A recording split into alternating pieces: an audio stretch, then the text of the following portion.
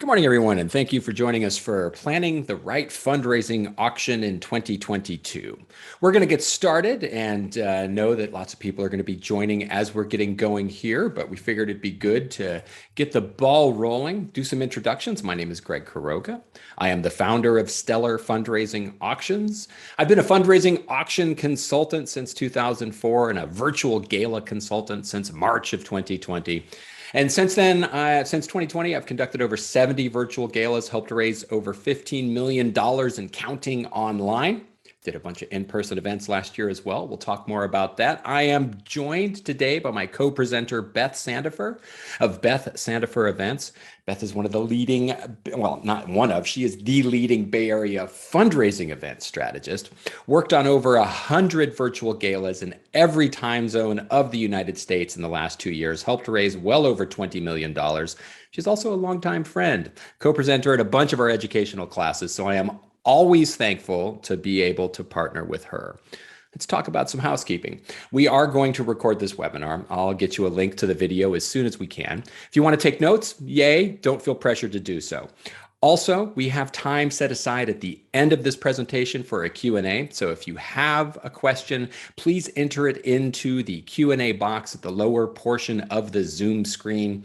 We're going to make the complete presentation first and then get to questions, but please enter your questions as soon as you think of them. That way you won't forget them, and then we'll have them in the queue waiting for us, because it's always nice to have content ready to roll in a virtual environment.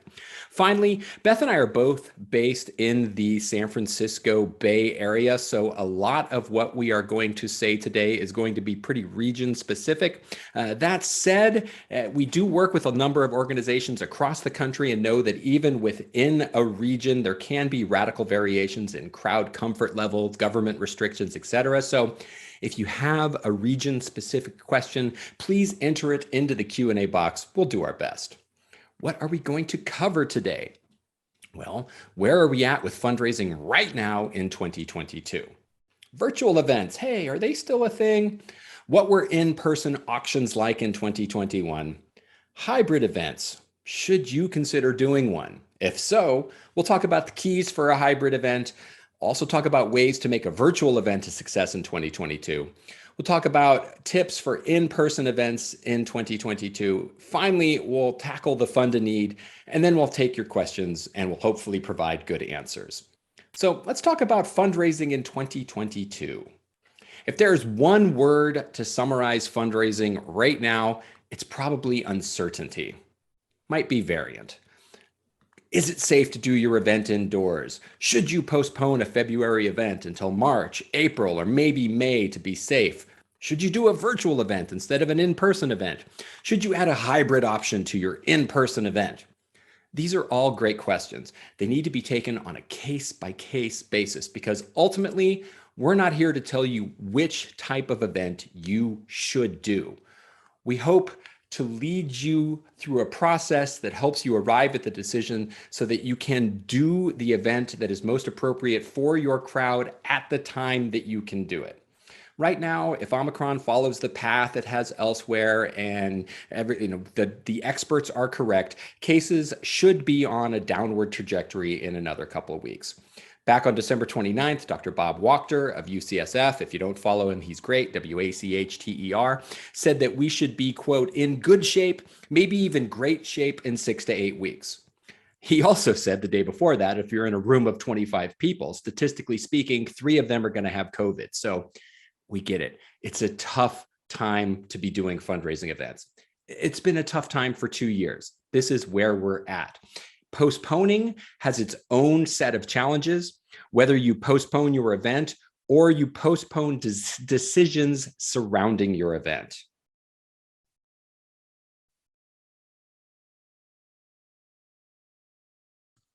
Forgot to take myself off mute. I got a brand new computer. So one thing that a trend that I'm seeing right now is a lot of organizations waiting until the very last minute to make their decision about how to move forward with their spring events. People are wanting to wait because they don't want to sign contracts with cancellation clauses that they can't get out of. And the risk that you run when you wait until the last minute is that vendors that you need are not going to be available. There are vendors that did not survive COVID. And so we're talking about a smaller vendor pool with increased demands and so lower bandwidth. We're still in the great resignation. It's affecting everybody. And there are other organizations who are willing to take that risk, and dates are filling up through June. So if you're looking at a February, March event thinking, oh, I'm not sure what to do, maybe we'll just push it to May, like the May date may not be available.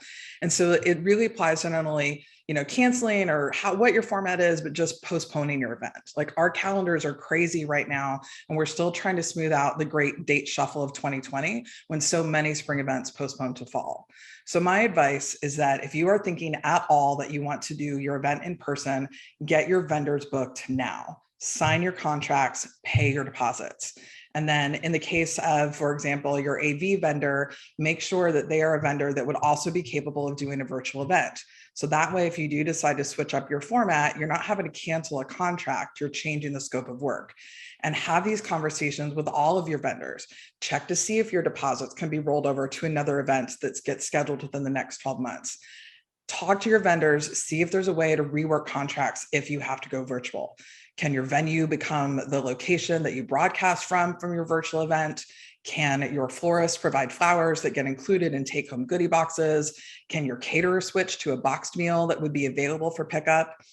The longer you wait to make the decision, the more difficult that decision is going to become, not just in terms of vendor availability, but also in terms of your capacity to produce a well-executed event, regardless of what final format you've chosen. We know that it is a challenging decision, and really it all comes down to risk tolerance and having a contingency plan. And this is where Greg and I say, do the event you can do at the time that you can do it. As much as you can, try to get yourself off of the roller coaster of waiting until the perfect time when everything has gone back to normal, as if there is a normal anymore. If we've learned anything from the past 2 years, it's that none of us can predict the future, and you're better off making the most of things when you can. So we mentioned virtual events earlier, Greg did, and you may be thinking, is that still a thing? So the short answer is yes, virtual events absolutely are still a thing. Last year, 68% of Stellar events were virtual, and I think it was 72% of my events were virtual. Greg and I both have a number of virtual events on the calendar for 2022 that have been planned as virtual events from the very beginning. So whether or not a virtual event was successful last year depended in large part on 3 different factors: when the virtual event took place, how many virtual events the organization had done, and the crowd's desire to be virtual. So let's break those down a little bit. When the virtual event took place, if you look at the year in one big timeline, the majority of our virtual events took place between January and May. Virtual event rates and interest in attending virtual events plummeted once the vaccine became widespread and outdoor events became viable. And so at that point, the success rate changed as well. Second-time virtual events were far more challenging than first-time events. If an organization had done 1 or more virtual events prior to 2021, they just had to work a little harder the next time around, especially later in the year, post-summertime. And this was tied to the crowd's desire to be virtual, or more appropriately, the crowd's lack of desire to be virtual. People really wanted to get back together in person last year, and we'll talk about that more in a minute. But what happened is that it made it more challenging to get people to attend virtual events as the year went on. If there were multiple things competing for attendees' attention, the virtual event tended to lose. And it was small things became viable excuses for not attending. Greg and I had an event that was scheduled the same night as a Giants playoff game, and we saw a big impact in how bidding turned out at that event. Yeah, and virtual events were successful. Don't get us wrong. I had a repeat 100% virtual event on November 13th that outperformed the previous year's virtual event and competed with the organization's most successful in-person events ever. But it wasn't like 2020, where if you build it, they will come. Like any event, a successful virtual event depends on a motivated crowd, and the culture of the crowd continued to impact the success of virtual events. Events that did not translate well to virtual included, these makes complete sense when you think about it. Crowds that like to party, schools, for example, events that had an irreplaceable in-person component, like wine tasting or food tasting events. These crowds did not transition easily to virtual, especially a second time around. There were events that did well virtually, events where the culture of health and safety is tied to the mission, like healthcare organizations, for example, or events that serve at-risk communities. Also, events where the organization was impacted either by fires, COVID, or both. The Lassen Park Foundation, for example, 68% of the park burned in the fires last year, and it just wasn't a good time to be trying to do an in-person event.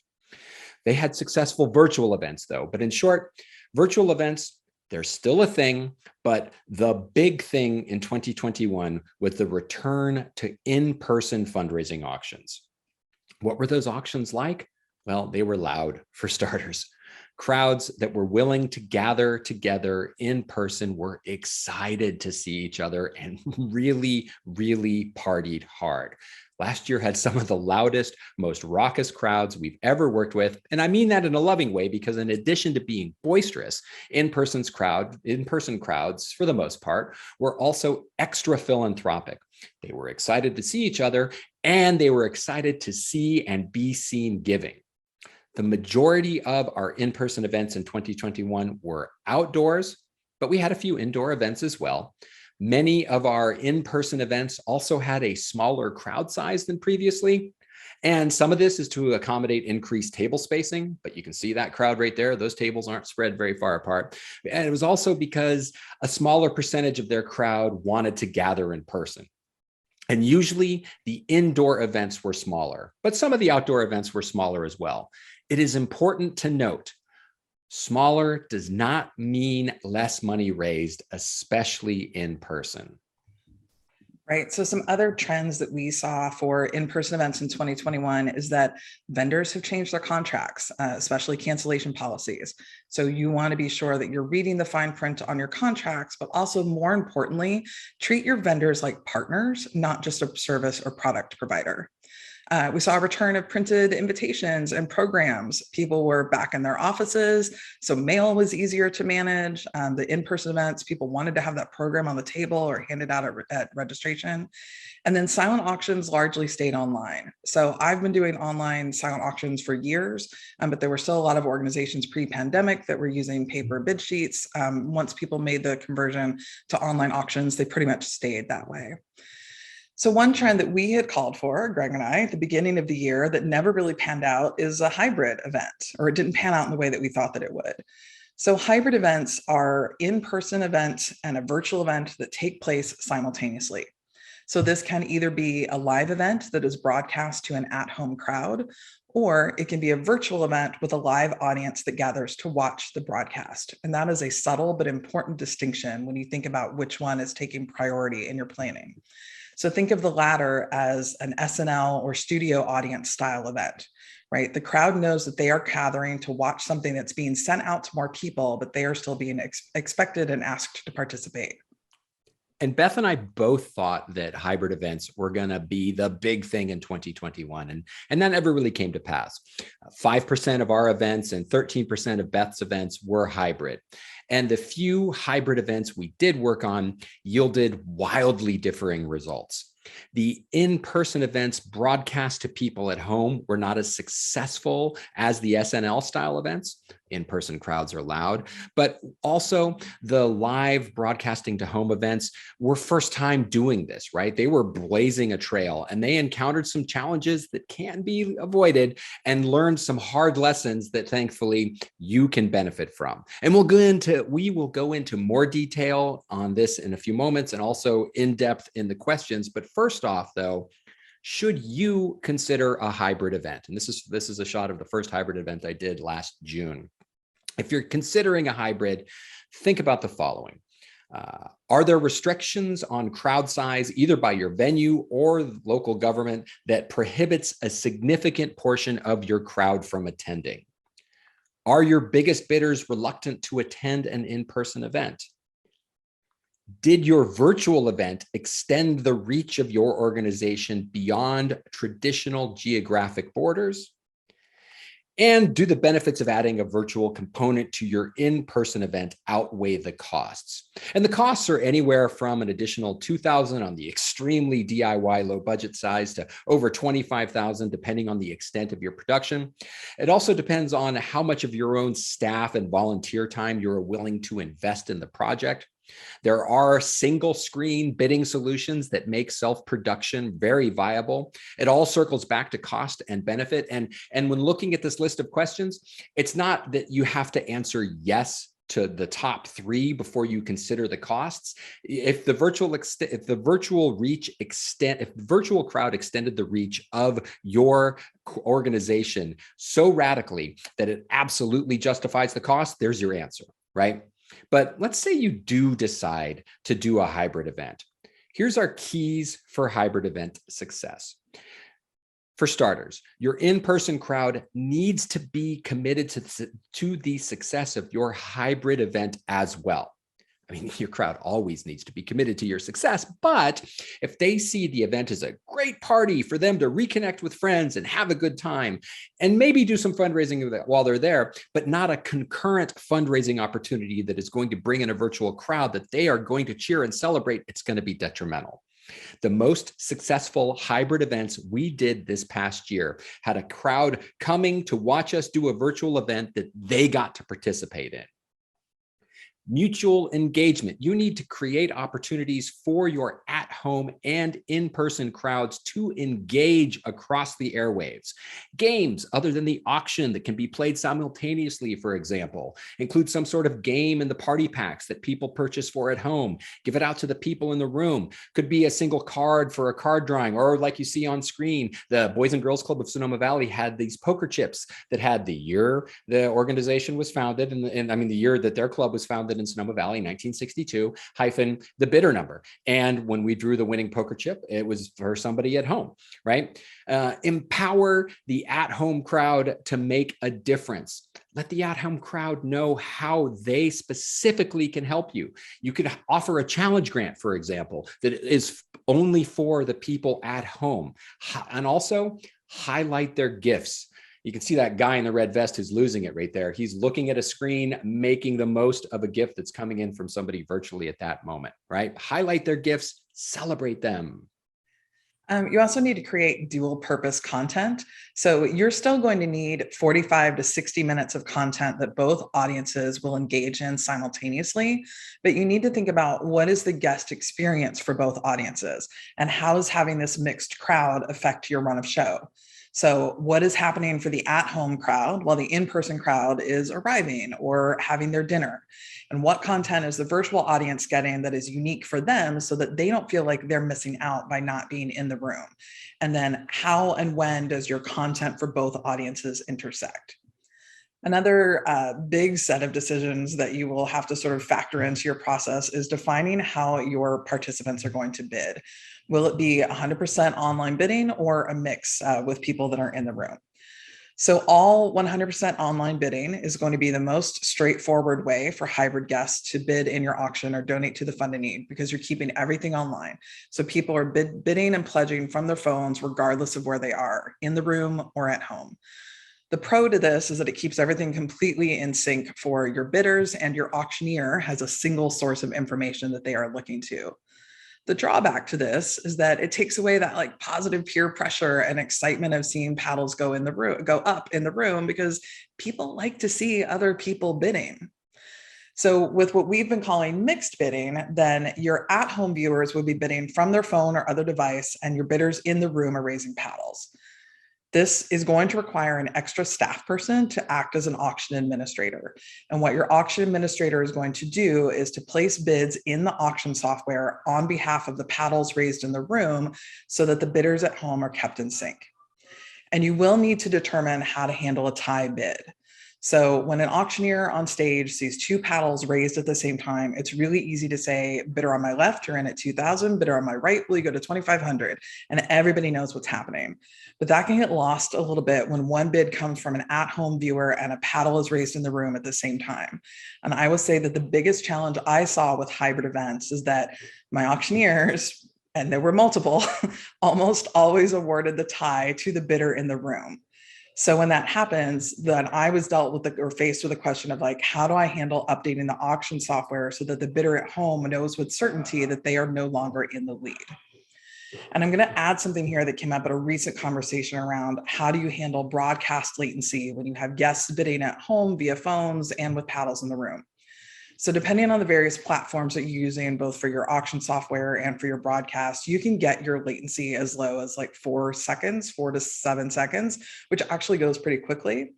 I did a hybrid event for the wine industry, it's a trade auction. Those go super, super fast. We had 92 auction lots, people at home, people in the room. And at the end of each auction lot, the auctioneer would just hold bids in the room. Like, we're calling bids, in the room. We're going to wait for the software to catch up. We'd wait the 4 seconds for the broadcast delay to catch up, make sure no more online bids were placed, and then he would bang the gavel.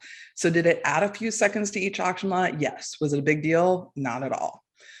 I would posit that you need to think about your known big bidders. And if you have someone that is planning to watch from the event from home and bid electronically, consider setting them up with a bid concierge. Have someone that can be on the phone with them while they're bidding to make sure that their bids aren't getting lost. Or go what feels now like the old school route of just proxy bidding. We've been doing proxy bidding for years. Have someone fill out a pledge form. These are the items I'm interested in, how much I'm willing to pay. And I just have someone bid on their behalf in the room. But make sure you're going to know who your big bidders are. So think about, if someone is planning to bid from home, making sure that their bids aren't going to get lost. Another conversation you will need to have with yourself is how to reconsider how you're recognizing donors in the fund in need. So Greg and I did an event where we had mixed bidding. We had paddles assigned to bidders in the room and other bidders making gifts from home. And we incorporated the donation thermometer from our bidding software. So it was on a screen in the room, it was in the broadcast, so that as folks made donations from home, their name and gift amount were popping up on the screen. And then for any paddles that were in the room that were raised, I was entering these gifts manually into the thermometer, but the way the software was structured, it was showing bid number and amount, not name. So we had a $10,000 donor who raised her paddle in the room, and her bid number and amount came on the screen, and Greg was like, "Thank you for your gift." But then she got upset because her name didn't pop up on the screen. So how could we have avoided this? One option in that particular scenario would have just been to utilize a feature that was already built in the bidding software that would have allowed bidder names to be displayed to Greg so he could acknowledge in-room bids by name. I would have needed an extra monitor on the stage hooked up to a laptop, an additional staff member or volunteer plugging in the information. If we'd thought about it in advance, we could have done that. Or another even lower tech solution that I've used for years at in-person events pre-pandemic is just to have a printed list of bidders sorted by bidder number so that I can pluck names from the list as pledges come in, and especially the big ones. And that's an easy solution for in-person events as well. Let's talk about virtual events and how you can make a virtual event a success in 2022. And everything that we've ever said about virtual events holds true. Plus, you still need to do all the work to cultivate donors. Strong communication is key. Keep it fresh. If this is your second or third virtual event, how can you shake up your format or your level of production? We're past Zoom, right? We're past the days of Zoom, except for webinars. They're still cool for webinars. You need to create something fun, create a film festival, go on location, do something fresh, engage your crowd as much as possible in the moment, in chat, through interactive games, trivia, all those people that you've had we've had some wonderful success with virtual events, even as late as November last year, where there was really active chat administrators engaging with people, getting people going, and people really, really engaging in chat. You want to create the best TV show you can with your organization at the center, and create or provide tangible takeaways for at-home guests. Beth and I have both seen amazing gift boxes delivered in advance, ranging from a small box to a full-blown meal delivered. You want to make sure that that there is something physical for your attendees to have and hold and touch and connect to your virtual event. Let's go back to in-person events. How do you make an in-person event a success in 2022? Well, we've already said your crowd is going to be loud, louder than ever before. Plan on this, embrace it, work with it because trying to swim against it will be painful. Make sure your timeline has built-in socializing time for your crowd.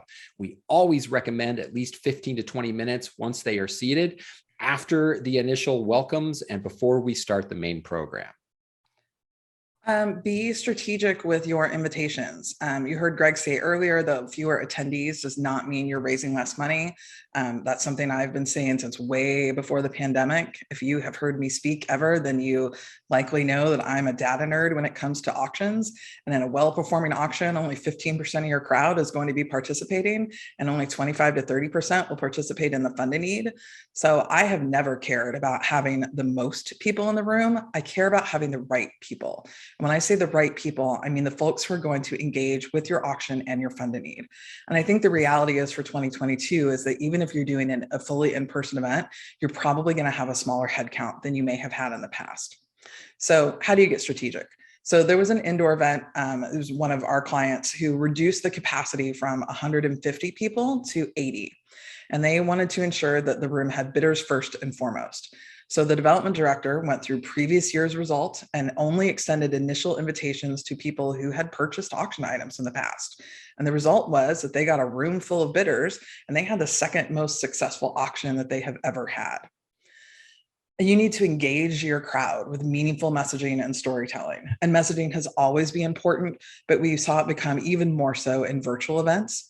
Events that have returned to being in person, they may have found their crowds extra loud, as Greg have said. It is so true. Have been so loud.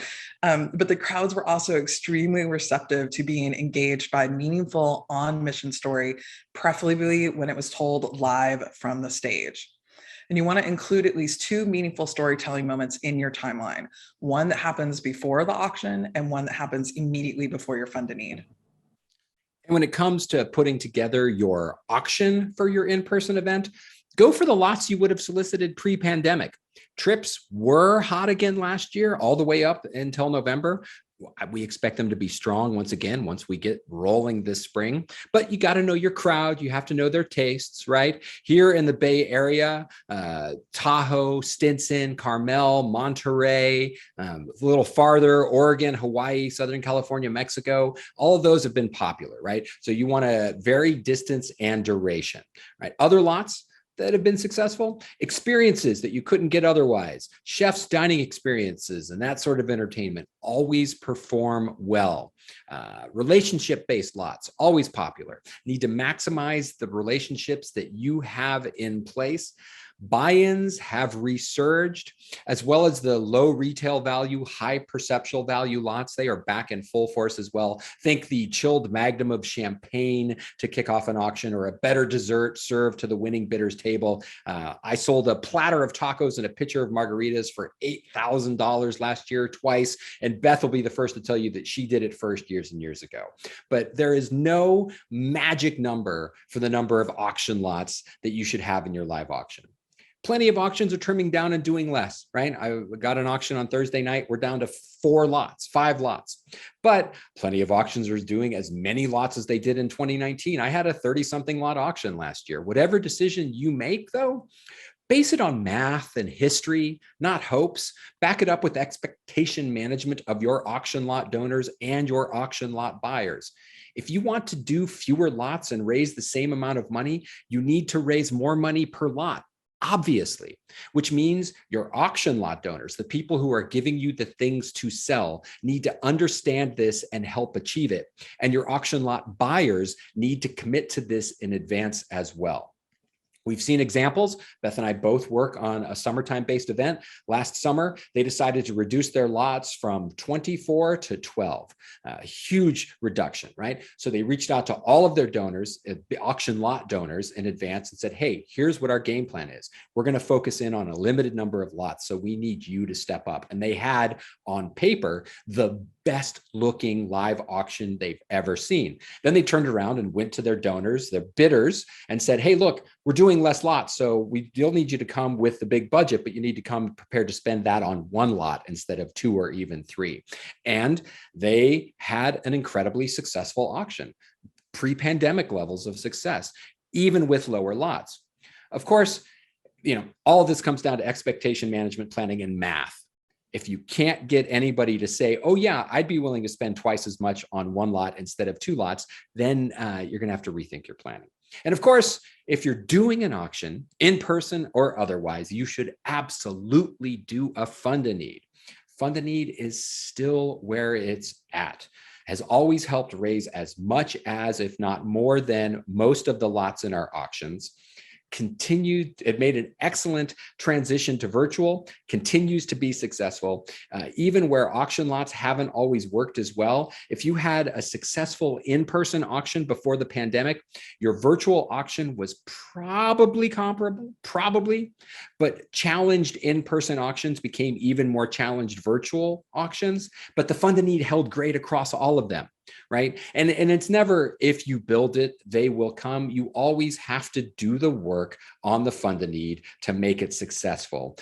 Our 7 keys for a successful fund a need still hold strong, right? You need an honest need that is emotionally engaging, hopefully that challenges the crowd to rise to a level that is within their capacity, but still difficult to get to. Have to have a lead donor lined up to kick that off.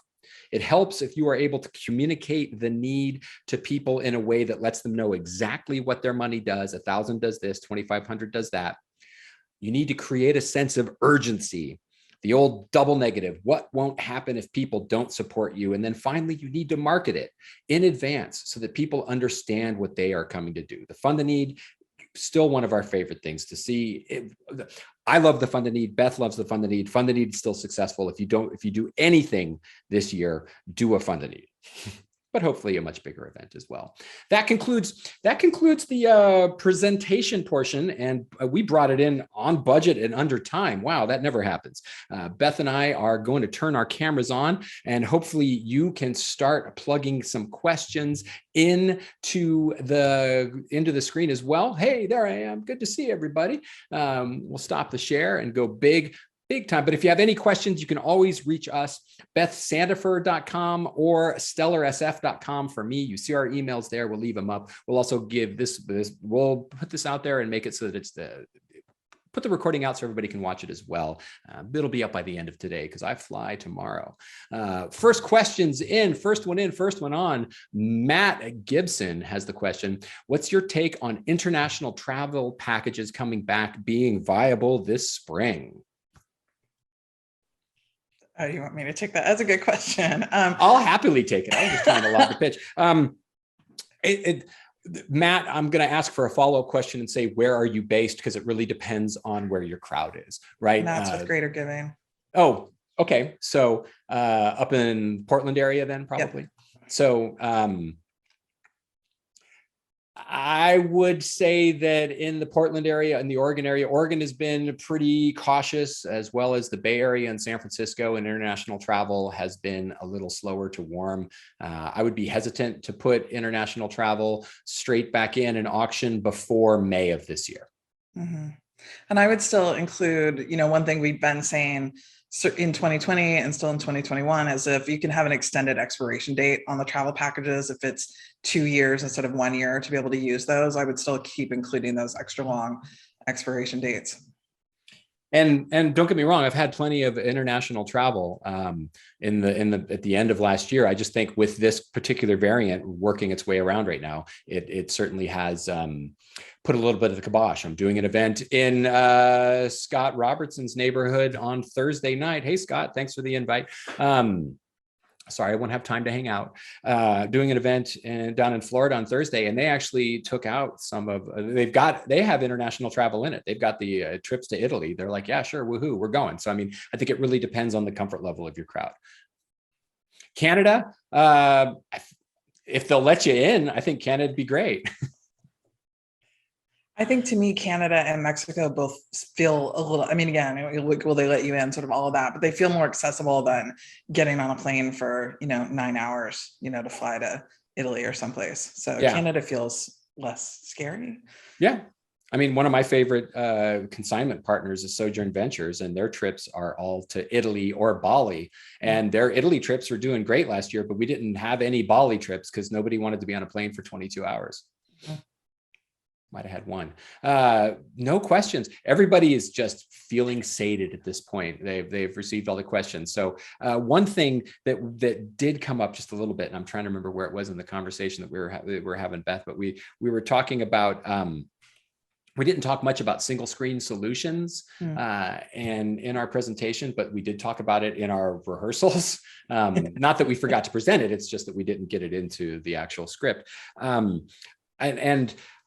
Beth and I both agree that if you're doing a virtual event or a hybrid event, there comes a point in the decision-making tree where you're either going high production value, so you want it on the biggest screen possible, and it's the old TV show variation, or you're choosing engagement over production value. And that's where the single screen solutions become really viable options. And you can still have high production value and do it as a single screen solution. But as Beth will tell you, that means that you wind up with a smaller portion of your screen committed to the video, and then all of the chat and the bidding and everything else is helping in other places around here. And for some organizations, like the hard partying organizations, their crowd cares less about how it looks and how much fun they can have with their friends. And so if you can use a single screen solution to encourage your crowd to participate, then you should look at that as an option.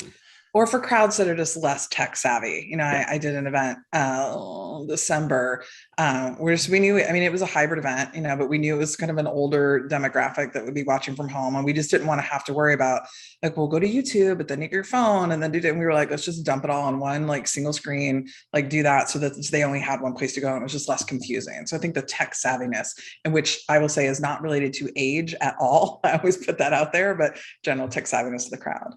My mother-in-law is like all over everything. She's crazy. So our friend Tracy is asking about how do we keep a virtual event fresh, even if it's your third or fourth?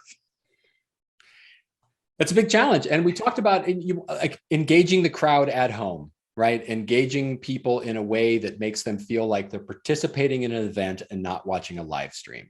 Right? Because we've all watched so many live streams at this point that it starts to feel a bit formulaic. Like, okay, well, here's the welcome, and here's the event chair shooting, pre-recorded video in front of their fireplace, and now here's the executive director on the lawn in front of their organization, and now here cut to the auctioneer in their studio at home. And like, if it's that rote, it's not fun and engaging. There've got to be ways to work into that for the people at home to be able to feel like, okay, and it's as simple as having really active chat and having games in chat, trivia games that people can win things, having games pre-delivered to people at home.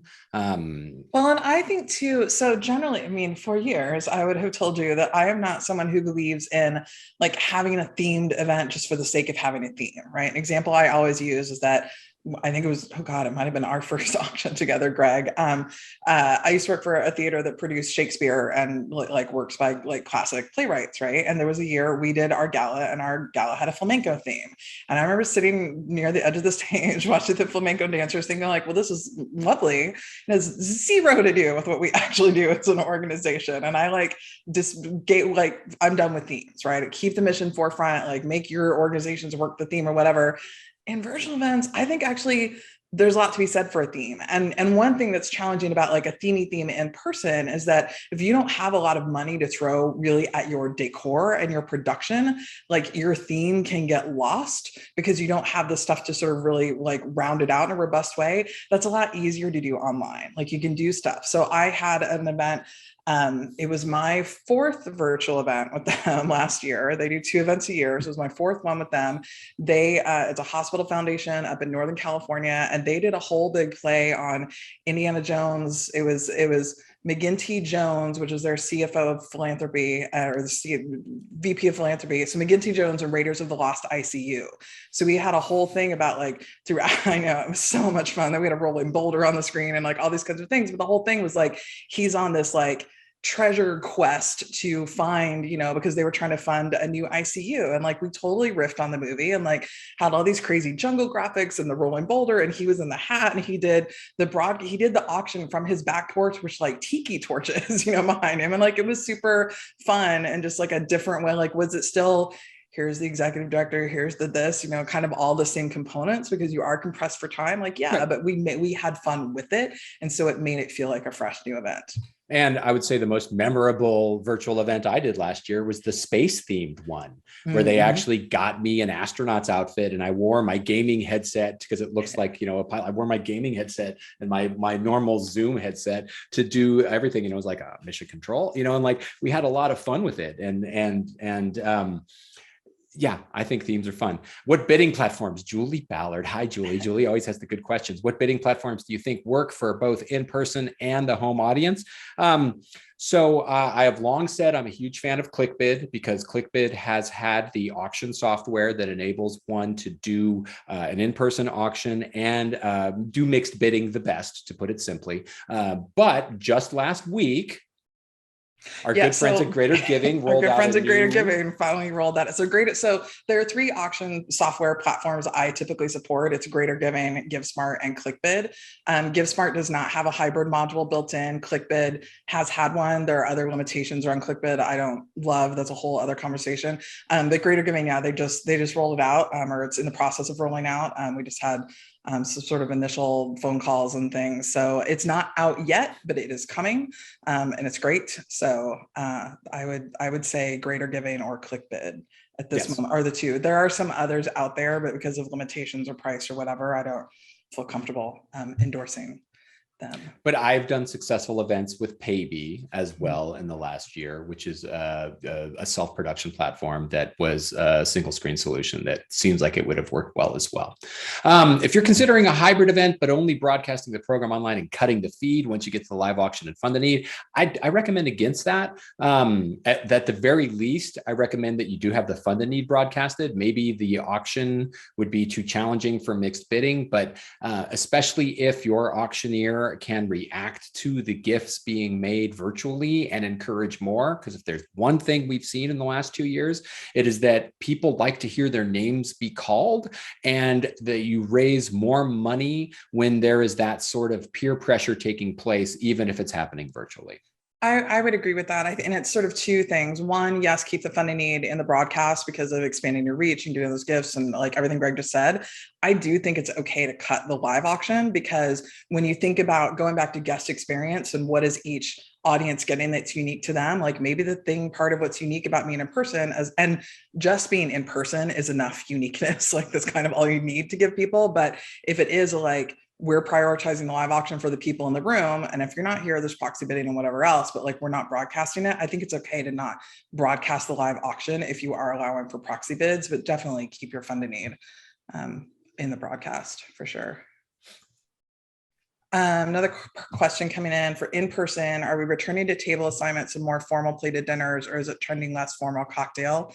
Yes. I've seen both. Yeah. It's, I mean, just think if you're in-person outdoors, right? That is not going to be a more formal event, right?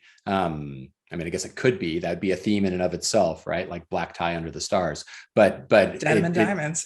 Yeah, right.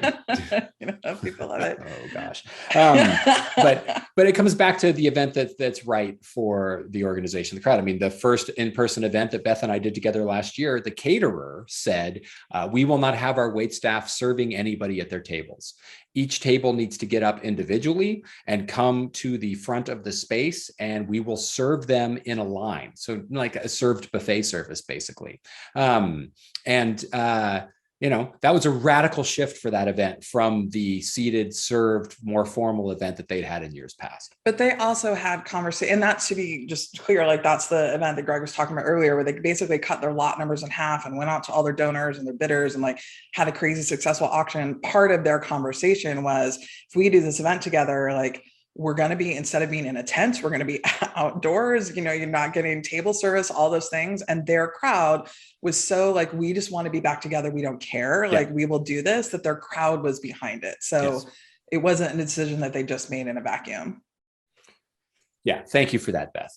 And it always circles back to messaging and communication. Scott Robertson would like us to let you know that he is a fan of event.gives as a hybrid bidding solution or a mixed bidding solution. I've seen it, I've demoed it, it looks good. Nobody in the Bay Area has used it. I come from the position of whatever you as an organization are choosing to utilize as your bidding platform, I will find a way to make that work. Pre-pandemic, I was very bidding platform agnostic. I love Greater Giving because I've been working with them for 16 years. But if you told me that your people were just going to write stuff down on pens and paper and charge credit cards with a swiper machine on the way out the door, pre-pandemic, I was cool with that. Now, they definitely need to have a successful bidding platform proven to work in the virtual environment, not just for me, your auctioneer, but also for your guests. So I want to skip ahead a second. So there's a question in our Q&A, but it's very similar. So Margot, and then very similar to what Gail put in chat about, would you suggest starting opening a virtual funding need a week or so early before a hybrid event and then finishing at the event? And Gail is asking about what are our thoughts doing the live event the day before the virtual and using virtual to get to the finish line? Gregory. Interesting. And it seemed like two different questions. I mean, they're similar, but different. So I'll start with Margot. Hi, Margot. Good to see you as well. I think that we have had great success opening things early and using that as to build momentum to get to the event itself, right? So let's take the online auction, for example, or the silent auction previously. Like we've seen so much success with opening the online auction the week before the event and using it as a way to build momentum, but also to build registration, right? So to get people to commit to being there, that I think if there is if it'll serve a purpose to get you there, great. What I don't think you want, and we haven't seen this, but just word of caution, I don't think you want people making their gifts in advance and then being done, right? So we had lots of gifts made in the Fund the Need, and if people can't make it to the event in person beforehand, then having it open so that they can make a contribution that'll be there to generate momentum would be great. In terms of doing the live event the day before the virtual and then using the virtual to get to the finish line, I think you'd see diminishing returns there. I feel like there's something we said in this, even, I mean, yes, start open silent auction bidding, open funding need early, like let it, happen. Like I'm a fan of like closing that stuff after, if it's a hybrid or a virtual situation, like closing it after the broadcast is over to give people extra time to bid. But there's something about the momentum, even in a wholly virtual event, the momentum that's created during that hour that people are watching everything together, that like sort of that's when everything happens. And I would worry about doing a full live event the day before and then doing a virtual event the day after, that it would just feel like, oh, well, they already had their event. Like sort of, why are we here? Or we can't make as big of an impact because they've already, raised a lot of money. I think that's maybe you can find a way to use one as the motivator for the other, right? So what about doing your virtual event leading up to the live event and then use all the money raised virtually as a challenge grant against the live, right? Or as a challenge against the live. I mean, try to find some form of narrative so that there's a communication between the two events and one is pushing the other. I would feel like the live crowd would be more prone to getting you to the finish line than the virtual. Yep. Agreed. Yes, Michelle, we're seeing more printed catalogs and invites. Yep. There's I will say some of the catalogs are smaller than they used to be. Yeah. Definitely invitations have come back. Catalogs have come back for folks that are doing them, at any portion of the event in person, but I do feel like they're just smaller than they used to be. Like they're, maybe if they used to include all of the live auction, the silent auction descriptions in addition to the live, like that's getting cut, or, there's being, just strategic about what's actually going in the program so that they're smaller. Getting a question, what do we recommend about silent auction close times? I think the biggest impact on silent auction close is when and how are you going to do your checkout for your silent auction items. So if you have an event that's in person, I like to, or even partly in person, I like to close the silent auction at some point during the event, either at the end of the reception before people go in to sit down for dinner, or, at a certain point in dinner when it can be announced. So that way at the end of the night, people can take their stuff and go home and you don't have to worry about shipping or pickup or any of that. And if you've got bidders who are bidding virtually, like then just have either pickup days or a system set up where people can make appointments to pick up their stuff. One thing that data will tell you about silent auctions is that savvy bidders will wait until the very last moment to bid, regardless of when that ending is. So you should not just assume that, oh, if we give people more time to bid, we will get more bids. Like, you might get some, but savvy bidders, and I was like, I'm one, like I will wait and like watch the countdown clock and like slip my bid in, at the last second so that I don't get outbid. But like people will just wait until the auction's about to end. So a fully virtual event, I've been in the practice of, if it's a Saturday night event that runs from like 6 to 7 or 6:30 to 7:30, like we'll close the bidding the next day at noon, just to give people a little extra time. Maybe they weren't able to watch it live and they watch it back the next morning or whatever. But I think really think about when you're going to be doing checkout, and again, not extending it just for the sake of extending it.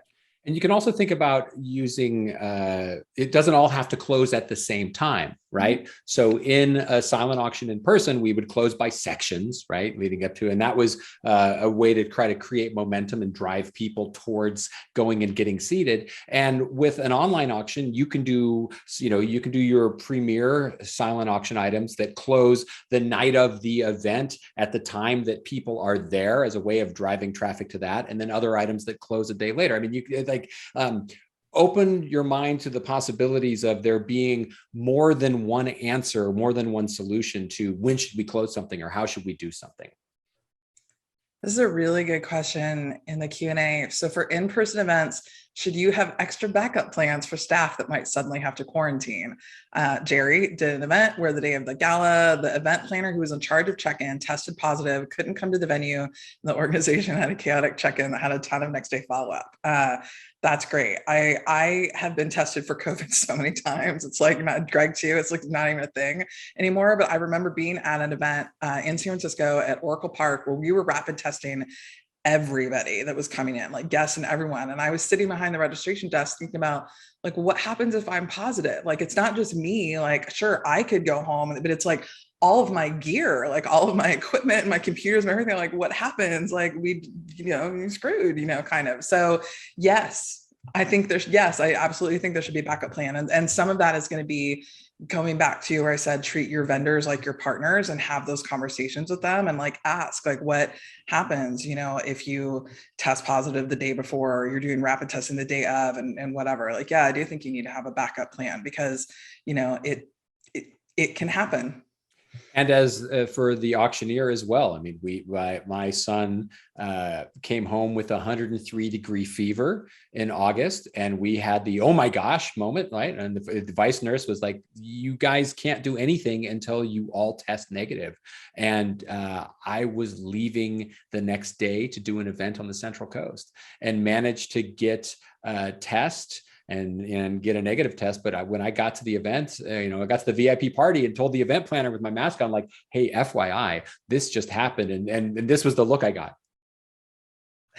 You're right. Like, yeah. Oh my God, like it's a contingency plan that nobody wants to have and everybody should have. Yeah. Julie, we've seen rapid testing at live events, proof of vaccination required proof of vaccination required for every in-person event I did this last year. Whether or not anybody actually checked vaccination cards on the way in the door is another question. All the events that Beth and I did together, I will happily say, had a longer line at registration because we checked everybody's vaccination cards. Other events, it was just like, "Hey, everybody, welcome on in." And yeah, and there's a difference too between self-attestation, right? Where you're just like, are you asking like, "Hey, are you vaccinated?" And people are like, "Yeah, sure," and you don't actually check, and like needing to see proof.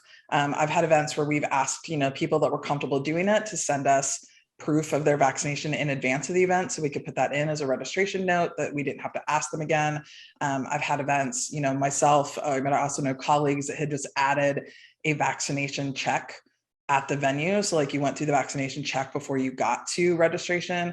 I did an event. Sometimes it's not even you, the organization, but it's the venue. I was in New Orleans in November for an event that was at House of Blues, and the House of Blues staff was like, "Yeah, no one's coming in unless they're vaccinated, and like we'll check the door." So their staff was at the door checking, and then people came all the way in. I've done rapid testing at live events.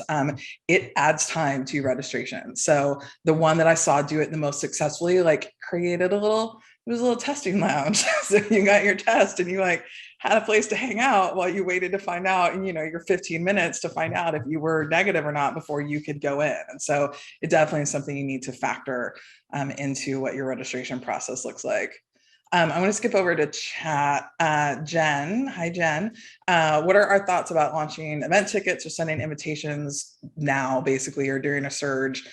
This event is in April. Should we use the general timeline? Should we wait?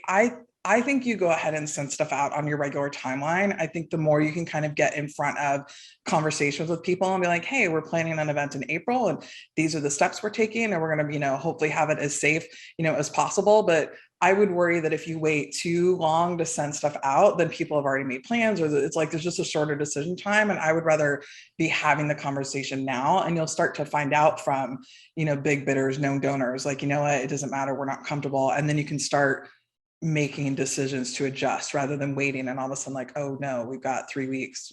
What do we do?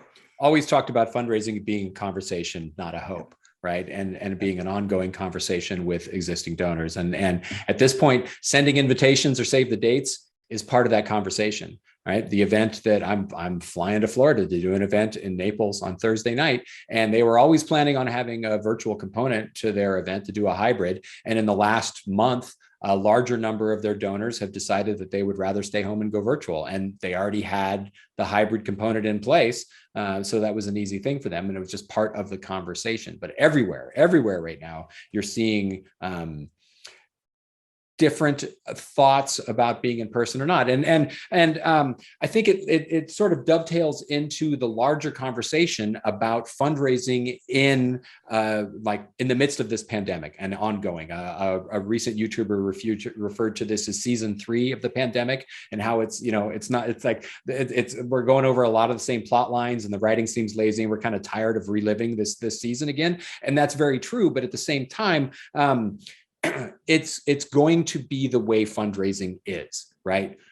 Unfortunately, this is the fundraising environment we're all attempting to raise as much money for charity for as we can in this day and age. And I had a healthcare organization cancel their event last November because it was supposed to be an 800-person event. They were told they could do 350 by doctors on their staff who oversee events.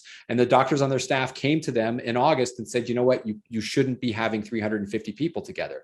Your protocols are great. You would have an event that is safe as it could be, but perception would be bad for a healthcare organization to be doing this. A year from now, you can go ahead and have that event. And so I think that perception conversation is something that is going to slowly permeate the rest of the Bay Area. And eventually we're going to get to a place where, like the flu, and I'm not comparing the two diseases, don't quote me out of context, but similar to the fact where pre-pandemic, if you held an event and somebody came with the flu and 2 or 3 people at your event caught the flu and got sick, that'd be a bummer, but it wouldn't have been news. And by the end of this year, I think transmission of COVID at fundraising events is going to be a bummer, but an accepted bummer and not news.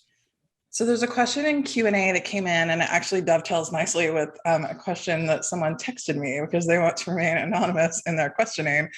So the question that came in from Q&A is, are there any event aspects that are dated and can be cut from the budget, making more funds available to producing the event? And the question or the comment that came in via text is that inflation in 2022 is a really real thing.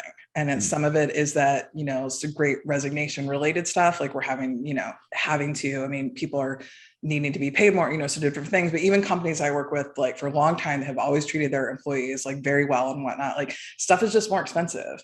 And costs have definitely gone up. There's a company I work with that their prices have gone up like 20% since pre-pandemic. It's just a reality of business. So I think that as you are looking at your budgets for, the events that are coming down the pipeline for you, 2022, 23, or whatever, you're going to need to factor in that you are spending more. So I would say on the question of, are there event aspects that are dated and can be cut from the budget? I think that's going to depend a little bit on your organization and your event. And like, you really need to be looking at your ROI.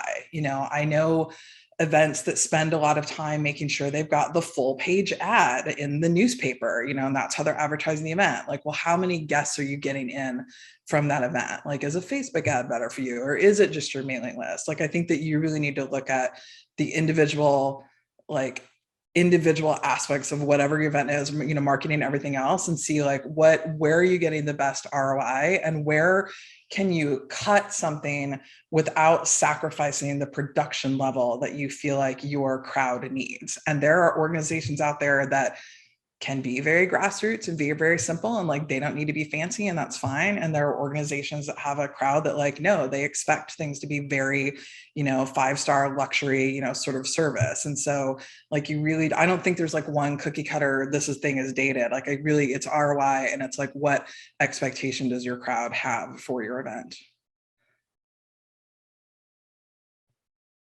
Yes. Yeah. Okay. I concur. And it's well timed because we're out of questions in the Q&A and we're right on the hour. And so I think if there's one thing we've learned from virtual events as well, is that nobody ever argues when a virtual event ends early or directly on time. So thank you all for coming. We appreciate you taking the time to share with us and learn, hopefully, from Beth, if not me. And we look forward to hopefully seeing you at some point in the not too distant future. As always, if you have any questions at any time, do not hesitate to reach out to us. Again, it's Beth Sandofer, BethSandefer.com, and Stellar SF is in StellarSanFrancisco.com. Thanks much. I know I slipped into radio voice there for a second. I slipped into radio voice for a second. I apologize, everybody, but we hope you have a good day and a pleasant tomorrow. Thanks for coming. Bye, everyone.